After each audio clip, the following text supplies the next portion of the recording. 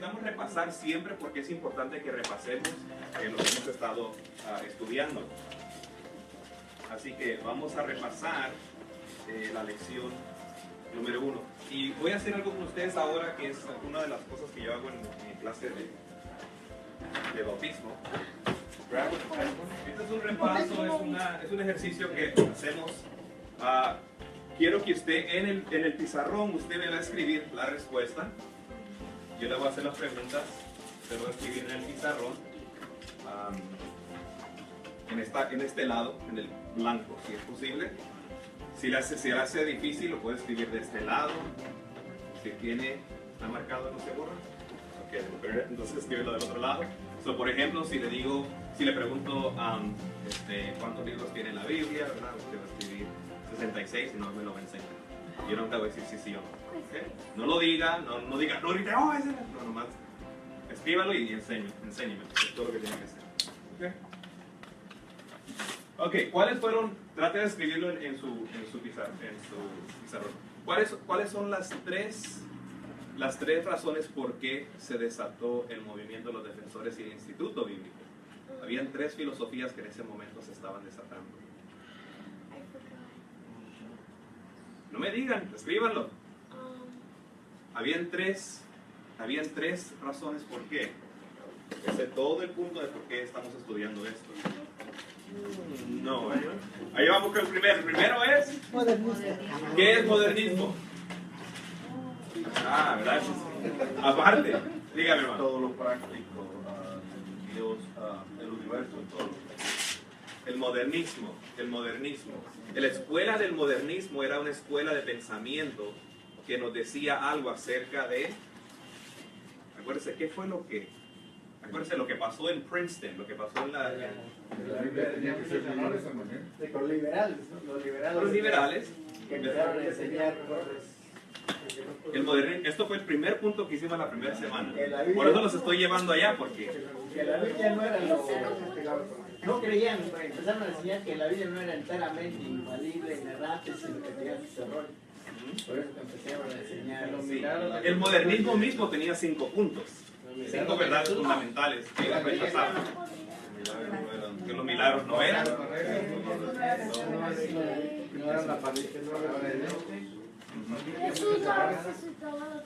El primero más importante era la Biblia no era inerrante ni infalible. Y esas son 2 palabras que parecen la misma, pero son diferentes. Si usted leyó su libro de Wayne Grudem explica la diferencia entre infalible e inerrante. Son 2 palabras diferentes y hoy vamos a hablar un poquito de eso. El modernismo, ese es el pensamiento que decía que la Biblia, sí, no es la palabra de Dios, no es 100% infalible. Y eso lo llevó obviamente a la alta crítica. ¿Y la alta crítica qué era lo que hacía específicamente contra qué?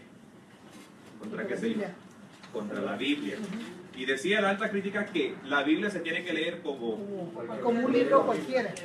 Se tiene que analizar como cualquier otro libro, no tiene nada especial.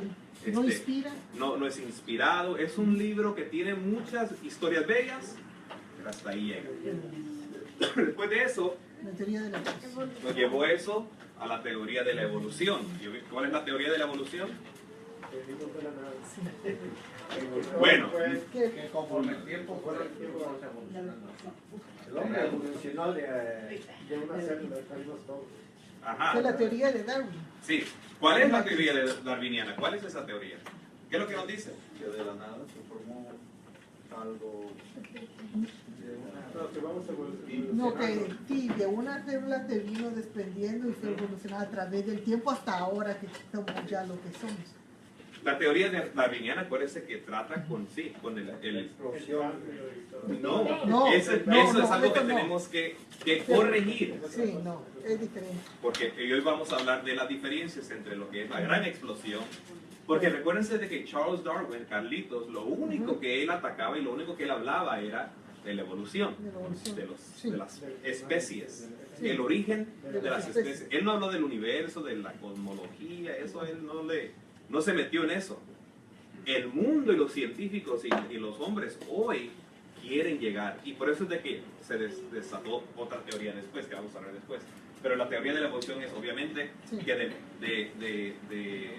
de células, de bacterias, se fue ser Se fue son más complejos, y después de millones y millones de años Llegamos a estamos aquí, usted y yo. Esa es la teoría, ¿ok? No vamos a pasar mucho tiempo en eso porque ya lo estuvimos estudiando. Ok, ¿cómo se les llama? Escriban en su pizarrón ahora. ¿Cómo se les llama a las 3 divisiones del Antiguo Testamento? El Antiguo Testamento se divide en 3 partes, ¿verdad? 3 palabras hebreas. No me lo esté diciendo, escríbalas, mire sus notas si no se acuerdan.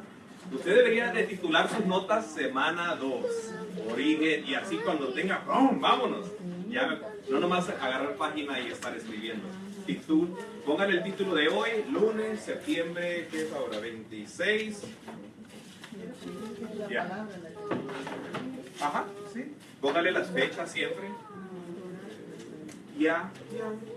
Ese es su common name, pero hay en hebreo. Oh, en En hebreo. hebreo. Oh. Yes, ese es. Sí, en hebreo. Ajá, ya. Venga. El Antiguo Testamento lo habían dividido en 3 partes, en 3 secciones. Y esas secciones eran, eso no las puse aquí porque el Antiguo Testamento. El Antiguo Testamento, recuerden que era la ley, que era el Torah. Y era el Ketuvim, que eran los profetas, y el Ketuvim, que eran las Sagradas Escrituras, como Salmos, Job, Proverbios. O sería, ¿es eso lo que corresponde a poesía? Yes, Lo que sí, ajá, sí. Ok, seguimos. Este es un repaso, hermano. Escríbame en su pizarrón, ¿cuál es la frase latina que significa de la nada? Quiere decir que antes que Dios empezara a crear el universo no existía nada excepto Dios. ¿Cuál es esa palabra? Y acuérdense, frase latina, es una palabra en latín. Amén. Entonces, La palabra. aquí está. Creación extinguible. Sí. Por favor, no lo digan y escríbanlo. Piensen bien calladita. Sí, en silencio, ¿ok? Bueno. La doctrina que admite que Dios existe, que es trascendente, que es el creador, pero niega que tiene o desea tener relación con su creación. En otras palabras, estamos solos, abandonados, a descubrir nuestro propio destino. ¿Cuál es esa escuela de filosofía? Es una doctrina que dice, Dios existe, Él es trascendente, es el creador, pero en verdad Él no tiene relación con nosotros. Estamos solos. Amén. That's it. ¿Ya? ¿Sí? ¿Ya? ¿Ahí va? ¿Sí? Yes. Acuérdense que yo le dije que muchas, esa es, muchas de las, yo creo que muchos de los católicos son de esta escuela. Yes, eso también. Es la escuela, y esta fue la tarea de la semana pasada. Bueno, se acabaron. Era deísmo. Acuérdense, el deísmo enseña que Dios creó el mundo, la tierra, es como un reloj que lo hizo, le dio cuerda y lo dejó y él se fue. Entonces predica o enseña a un Dios impersonal, que no tiene nada que ver. Nosotros no podemos saber el amor, no podemos saber nada de Dios. No tenemos ni propósito, estamos aquí. ¿Y cuánta gente usted conoce que le dicen, mira, Dios existe, pero en verdad aquí cada quien se arregla como se puede arreglar en este mundo? Hay gente que cree eso. Y aquí va la otra. La doctrina que dice que lo único que existe es la materia y nada más. Niega la existencia de Dios y nos reduce a nada más que seres sin causa, sin propósito y sin futuro. La doctrina que dice que lo único que existe es la materia y nada más. Niega la existencia de Dios y nos reduce a nosotros a nada más que seres sin causa, sin propósito. Yes. No. Yes. Yes, ese no. Allá, a ver, enséñame doble. Yes, ustedes dos, sí. Sí. Ahí les va, hermano. A ver, ¿lo hiciste esto? ¿Did you put it? Yes, Sí, put it. ok. Lo había puesto. Ok. El materialismo es la escuela que enseña que lo único que existe en verdad es la materia. Nada más. En verdad no hay propósito, no hay destino. Nosotros somos nada más que una bola de bacteria y gases y en verdad no tenemos propósito ni nada. Ok, seguimos rápido. La doctrina filosófica que sostiene la teoría de dos poderes, el bien y el mal, que han existido siempre juntos, paralelos, desde antes de la creación del mundo. Estos dos poderes, esta es una filosofía, que el bien y el mal siempre han existido y siempre están en contención. No, sí. Sí, yes, yes, yes. Yes. Yes. No, esa es la que acabamos de pasar. Es muy similar a esa. Yes. Yes. Amén. ¿Cuál es la filosofía? ¿Cómo se llama? Dualismo. El dualismo, que enseña que en este mundo hay poderes positivos y negativos. Brother, se le acabó el borrador. Hay poderes positivos y negativos.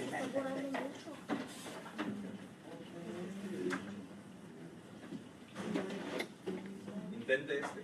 Ok, y también nos enseña que Dios, el diablo, el mal, que todos han existido siempre y que en verdad estamos en una guerra cósmica, en otras palabras. Esta es una guerra en verdad entre el bien y el mal, entre las obras buenas y las obras malas. Y obviamente reduce a Dios a un nivel igual al diablo y el universo. Sí. Ok, doctrina filosófica que sostiene la teoría de que todo el universo es Dios y Dios es manifestado en todo lo que vemos.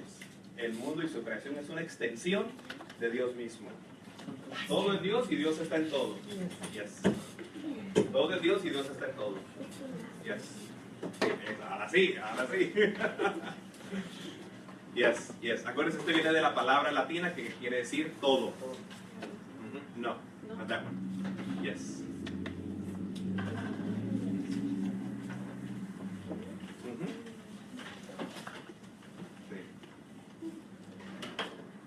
Yes. Ok. Más, ya no miro a nadie escribiendo. Yes. Ok. ¿Cuál era? Panteísmo. Panteísmo, de la palabra pan, que quiere decir todo. Pan, pan. Ok. Ok. En la próxima va a ser más fácil. Lo único que usted me va a decir si la declaración es cierta o falsa. Ok. ¿Cierto o falso? Ok. La próxima usted solamente me va a decir si es cierto o falso. La declaración que dice que las leyes científicas conocidas y los fenómenos que el hombre ha podido observar, clasificar y aplicar dependen totalmente de la fidelidad de Dios. Jesús Cristo al presente garantiza la función de cada ley científica. ¿Cierto o falso? Léanlo bien.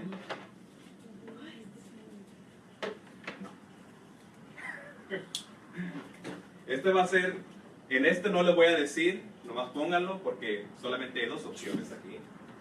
¿Ok?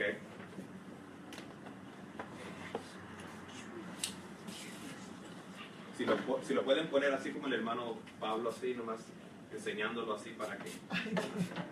Nomás así, porque ahorita usted mismo se va a dar cuenta, sí, sí. Es nada más true o false. Sí, true or false, cierto o falso. La declaración es cierta o falsa.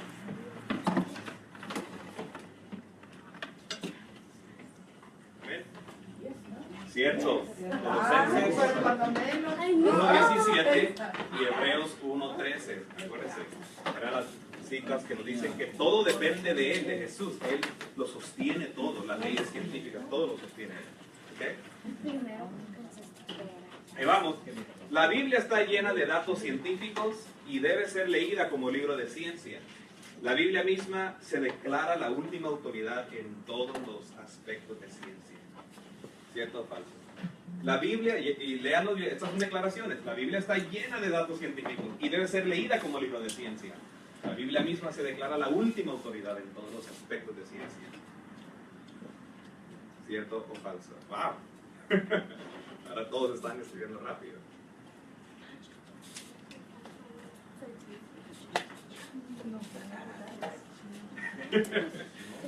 La respuesta es... ¿Por qué es falso? ¿Por qué es falso? Porque no es un libro de ciencia. Recuerden que ese es el ataque de la alta crítica.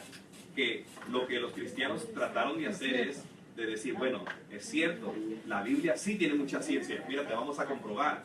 Y la Biblia no es un libro de ciencia, no se puede leer como que fuera un libro de ciencia. Por eso es falso. La Biblia está llena de datos. La Biblia misma se declara la última autoridad en todos los aspectos de ciencia. Pero la Biblia misma no se declara en esas áreas de ciencia. La Biblia declara que es la última autoridad en todos los aspectos de todo, de la vida, pero de la autoridad del mensaje de Cristo, pero no en la ciencia. Amén. So, Vamos. Con relación a la antigüedad de la tierra, ni la ciencia ni la Biblia nos da un narrativo preciso. En otras palabras, no nos dice exactamente cómo pasó, exactamente detalles. Con relación a la antigüedad de la tierra, ni la ciencia ni la Biblia nos da un narrativo preciso.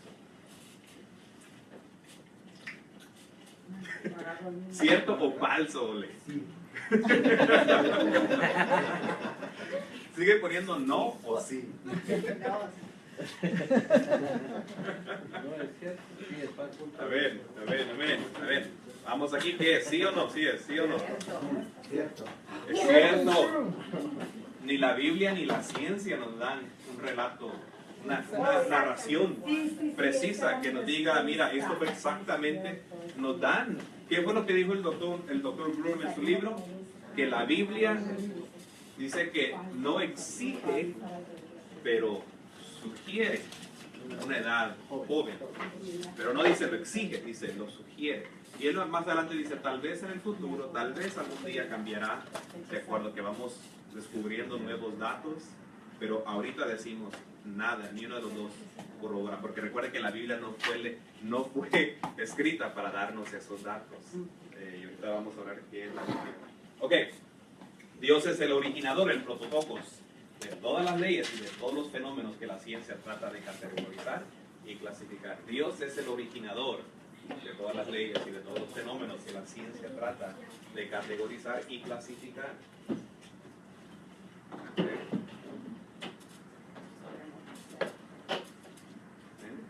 Ya casi todo, nos falta uno. Están escribiendo. La respuesta es cierto. Él es. 1:1 nos dice que Dios creó los cielos y la tierra. Entonces, Dios es el que originó las leyes científicas, todo eso viene de Él. Él no las nombró, Él no dijo, esta es la ley de la física. La ciencia las observó y las clasificó, pero fue Dios el que lo puso todo en su lugar. ¿Ok? Dios estableció la ley de la fe en sus escrituras y la ciencia estableció las leyes científicas en sus estudios científicos. Da un poquito un trabalenguas ahí, ¿verdad? Díganme si esto es cierto o falso. Dios estableció la ley de la fe en sus escrituras y la ciencia estableció las leyes científicas en sus estudios científicos. ¿Cierto o falso?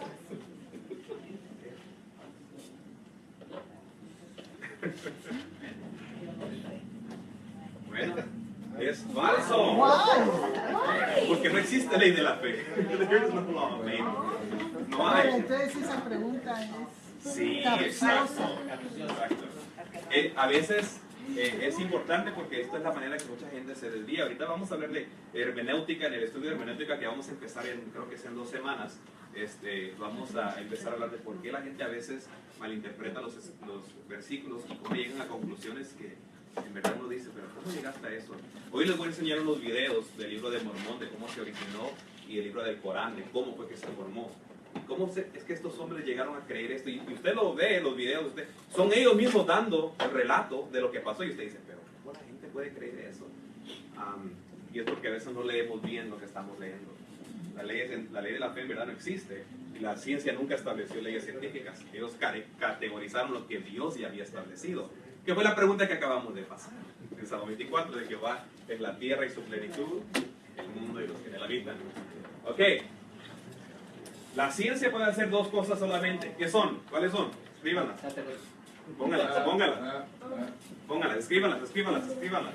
Solamente puede hacer 2 cosas la ciencia. La ciencia puede hacer 2 cosas solamente. Esto fue la semana pasada que estuvimos hablando de esto. Sí, es cierto. Pero el manual. Sí. Les doy un hint. Esto viene del manual. Ya. Ok. Yes. Ok. Ahí les va. Recuerde, es observar y clasificar o aplicar. Esto viene del manual del estudiante, de ustedes.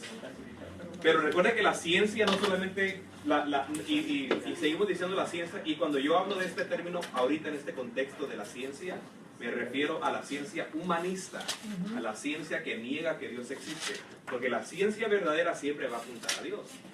Pero la ciencia humanista, la ciencia que atea, dice que Dios no existe. Ellos observan, clasifican y después han llegado al próximo paso, que es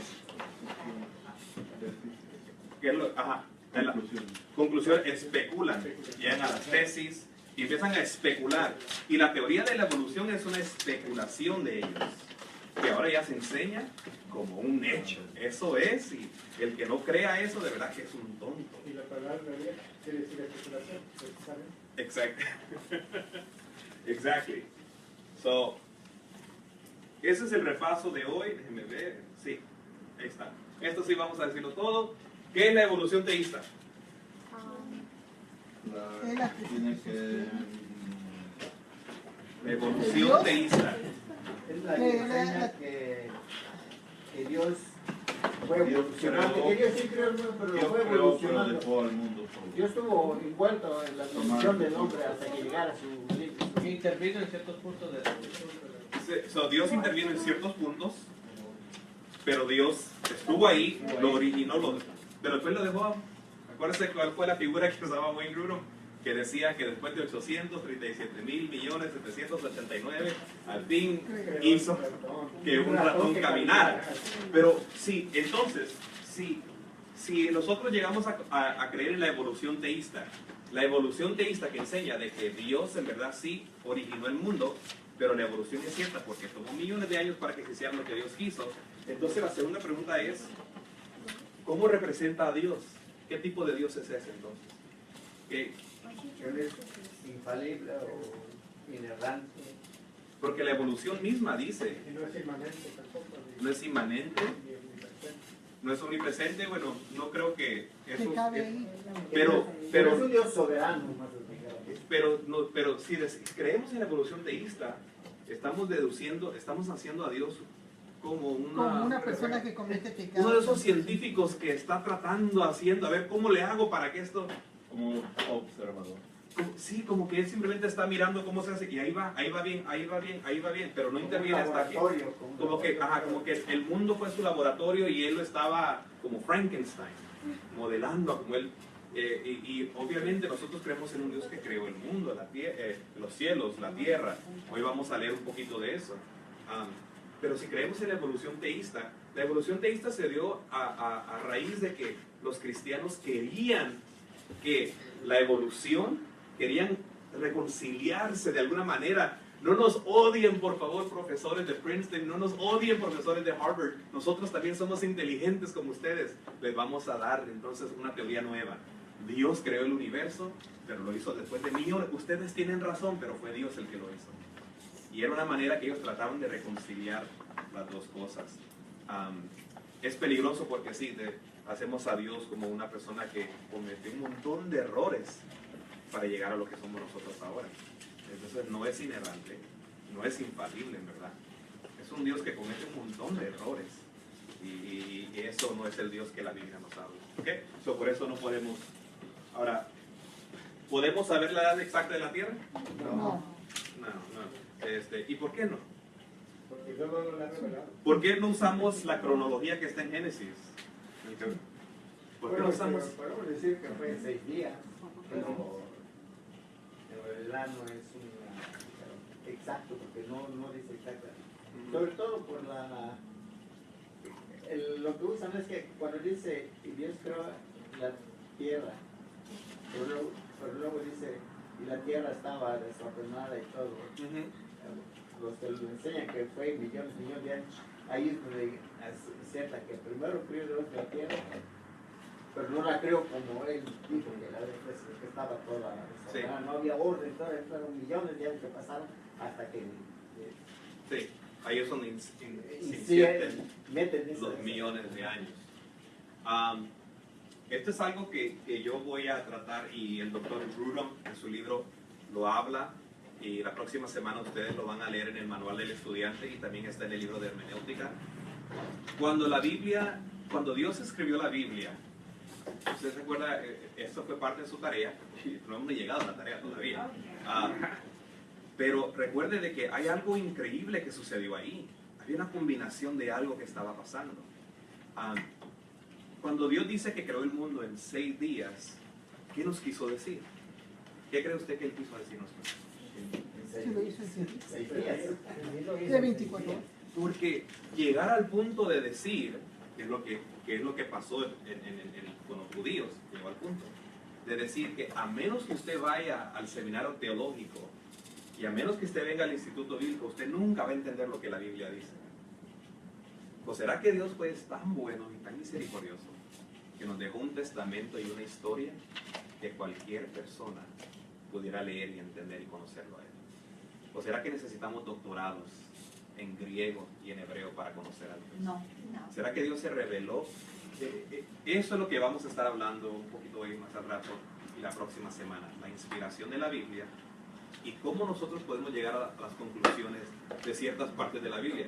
Si Dios dice que lo hizo de esta manera, ¿será que lo hizo de esta manera o nos quería decir otra cosa que nosotros no hemos descubierto todavía? ¿Será que Dios está todavía tratando de revelarnos cosas nuevas que nosotros no hemos descubierto acerca de Él, secretos escondidos que están en la Biblia? ¿Será que hay todavía secretos en la Biblia escondidos que nadie nunca ha descubierto y que usted y yo tal vez algún día los vamos a descubrir? Hay ciertas cosas que tenemos que analizar y tener cuidado de cómo nos acercamos a la Biblia.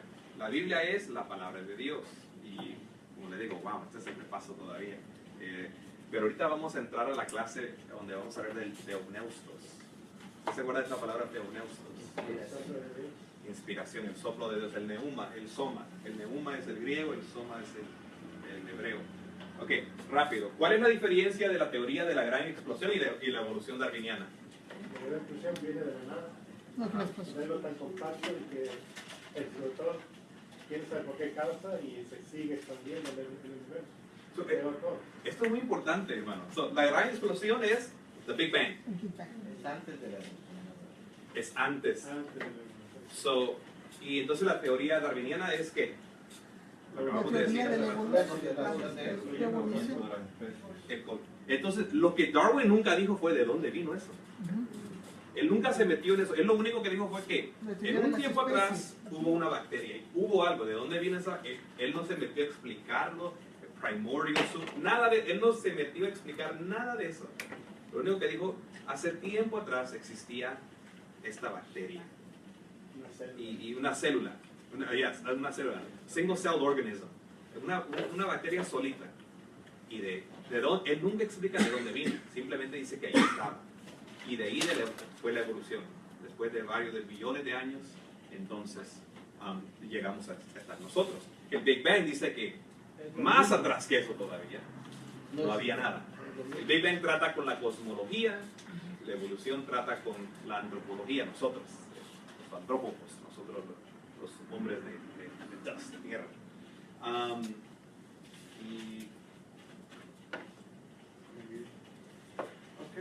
Había algo más que teníamos que repasar, pero se me fue.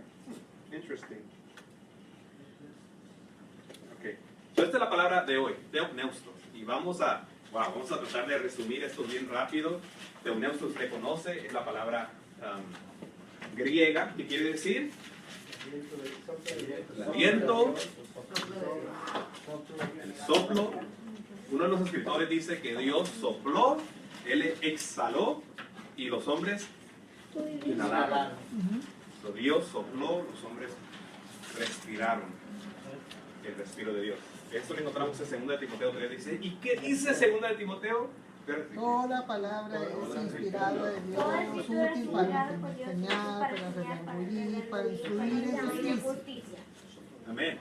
Y cuando estudiamos esta palabra de Theopneustos, tenemos que llegar a la conclusión de que fue directamente Dios el que se reveló. Y Dios se reveló a nosotros cuando nosotros no podíamos llegar a Él. Siempre recuerde eso. La tarea. Vamos a hablar un poquito de la tarea en este día. ¿Cómo fue la inspiración de la Biblia? ¿Esa era la tarea? ¿Cómo fue la inspiración? Ustedes tienen sus notas del que hizo la tarea. Yo tengo la tarea de muchos de ustedes acá.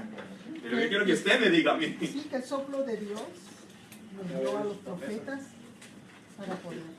es una intervención divina humana, donde Dios inspiró a hombres comunes y corrientes y a ellos se les reveló esa palabra. Y lo miramos como en el hombre Dios o Dios hombre, en la persona de Jesús mismo. ¿Se acuerdan? Que Alice Land, acuérdense que el libro de hermenéutica, este es donde estuvimos, este es el que estábamos leyendo, y ahí atrás Alicia, Alice es una escritora, ella es la que escribió el segundo libro. Ella nos dice que es una combinación de lo divino y lo humano. Dios, y la parte humana así es. es que cada uno de los escritores imprimió en sus escritos algo de él, su estilo, sus experiencias, su vida, y todos reflejan distintas formas, como fueron escritos. Sin embargo, todas inspiradas. Sí, también en esto de lo divino y lo humano también menciona a Cristo, que fue divino y humano a la vez. Entonces la Biblia es la representación de Cristo en la palabra. Es divina y humana. Es divina, son los pensamientos divinos de Dios pasando por el filtro del hombre inspirado. Entró por acá y el hombre lo puso en lenguaje humano. Eso es lo que estaba pasando en ese momento. Eso es exactamente la manera que la Biblia fue inspirada. ¿Cuál es la diferencia entre inspiración y revelación? Dios revela algo que no conoce, que de otra forma no era posible que el hombre lo llegara a conocer. La inspiración es algo que ya pasó. Que lo escrito, el hombre recibe la revelación de Dios y es inspirado por el Espíritu Santo para escribir lo que Dios ya reveló, lo que Dios le reveló. ¿Alguien? Do you want to add something, Yesenia? Do you have something to add to that? El Señor reveló su palabra a sus profetas y luego ellos, inspirados por el Espíritu Santo, escribieron la revelación. Entonces, en cierto sentido van juntos la revelación con la inspiración, pero a ciertas personas en particular la usó, como el apóstol Juan, estando en el libro de Apocalipsis, le reveló su palabra y por medio del Espíritu Santo el apóstol escribió inspirada a la palabra de Dios. Y también la inspiración es como un testimonio de cosas que ya han pasado. Una escritura que Dios le reveló que ya habrá pasado esto. En cambio, revelaciones son cosas que no habían pasado, que estaban por suceder todavía. Es como que dice profecía, en el sentido de que no existían todavía. Eso es parte de la revelación, como por ejemplo la destrucción ahí se me olvidó Tiro, en la ciudad de Tiro. Sí, okay. Eso fue profetizado y mucha gente especulaba porque decía, si Tiro es una isla, ¿cómo va a pasar eso? Es imposible que eso pase y sin embargo pasó exactamente como lo dijo. Lo que me acuerdo que fue el emperador que fue y destruyeron la ciudad y con los desperdicios de la ciudad, con todo lo que quedó, hicieron un puente hasta llegar hasta la isla y la destruyeron igualmente. Amén. Además revela la revelación de Dios, revela cosas que de otra forma los humanos no tuviéramos la revelación de esas cosas, que solo por medio de Dios podemos recibir, de lo sobrenatural, de lo grande. Es algo divino. ¿Querías añadir algo?